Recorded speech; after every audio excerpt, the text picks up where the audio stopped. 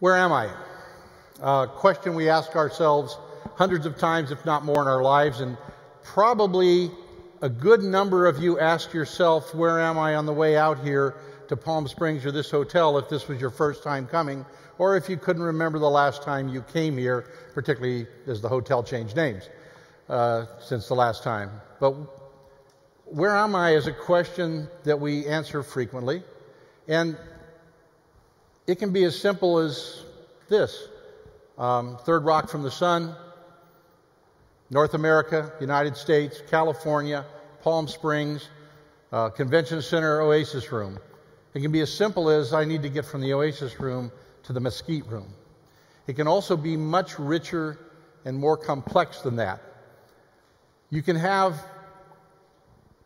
a lot of different things go on in my former profession in law enforcement, but basically we're a geographically oriented business. Think about what we do. Everything we deal with, criminals, locations, crime, events of different kinds, evidence, everything is centered around geography. I usually challenge law enforcement audiences to find something that isn't. But for years, we've been pulling data like pulling teeth. And I want to take you on a very brief history of time and law enforcement information in the next few minutes here. I'm going to apologize to some of you because you're young, and some of these devices you'll have never known of, because I started in law enforcement in the late 60s. And in the late 60s, I heard some laughs. In the late 60s, this was high tech. This was a punch teletype where you created a punch card and you fed that punch card into the computer and it sent the information to Sacramento. And if Sacramento was nice and you got all the punch cards, all the punches right, and you had it aligned right, they might send your message on to the federal government so you could get that answer that you needed. And as somebody said today, were there radios when you started? Yeah, Marconi was dead, and there were radios in the 60s when I started in police work. But we had in-car radios. We had a thing called a mimeograph. If we got a message that we needed to share, we had to retype that message and then mimeograph it off to give everybody a copy. So fast forward to the 80s now. In the 1980s, we had portable radios on our hips now, and we had a thing called xerography. We could actually copy things right there. But realistically, not a lot going on in computers. Our records were still hand-typed, hand-searched, hand-filed. Very little computerized. Moved to the 1990s.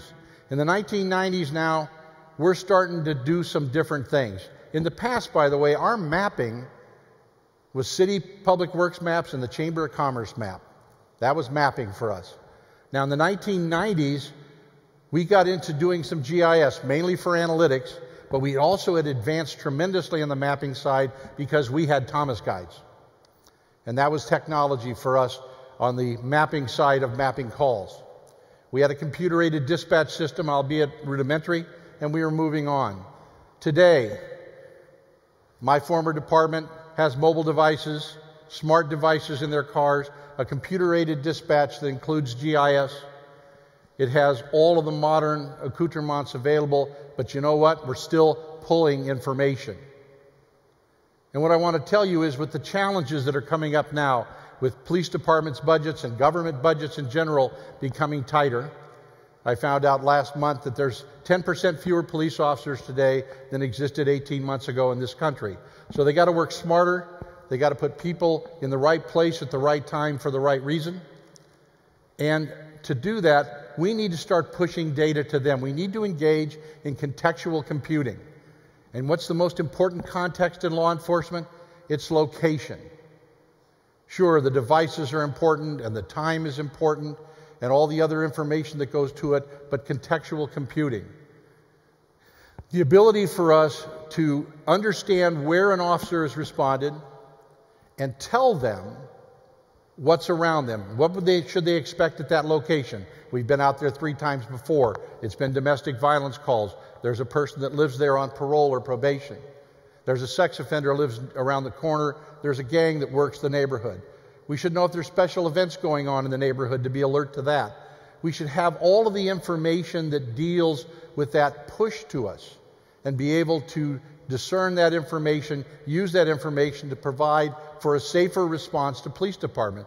The devices exist, the networks exist, the computing speed is there, and we have the data already. We just don't know how to push it. And you folks have the ability to do that. We have the ability to create a geographic understanding around all of the data that law enforcement collects. We have the ability to kind of engage in some transformational work that could help make police officers safer, in the same vein make cities safer, and also give the public more information, because one of the basic tenets of community policing is sharing with the public, that transparency of sharing with the public, because if they understand your problems, they'll become engaged. And as Chris said, they'll become those citizen sensors that we need out there reporting things and also keeping us apprised of what we're doing right and what we're doing wrong. So, I forgot a slide again, or two. I apologize for that. But these are the technologies that we've gone through. This is where we are today. We're with smart devices, with smart information, and smart people out here in this audience. And what I'd like you to do is give you a heads up, because we can create that heads-up display of the future. We can make officers smarter on a mobile device. It may not be the same thing that Eric might see in his aircraft or his helicopter, but nevertheless a heads-up display on a smart device, and you folks have the ability to do that working with one another as partners. Thank you.